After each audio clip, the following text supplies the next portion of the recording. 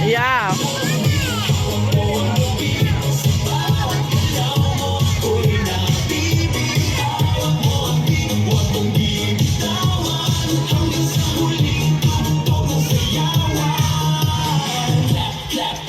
Ayan, congratulations to all our winners. And before we end this magical celebration, we would like to extend our deepest gratitude to everyone who made this enchanted forest come alive today. To the loving parents of Clea, thank you for allowing us to celebrate this beautiful milestone. To the grandparents, relatives, and friends, thank you for your love and presence. To our decorators, cake supplier, and the team behind our feast, thank you for bringing this fairy world to life.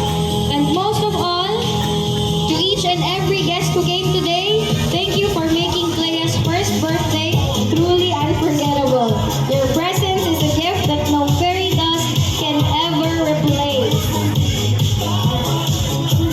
And just like that, our journey through the enchanted woodland comes to an end. Today, we did not just celebrate a birthday, we celebrated love, family, friendship, and the beautiful beginning of a little fairy story.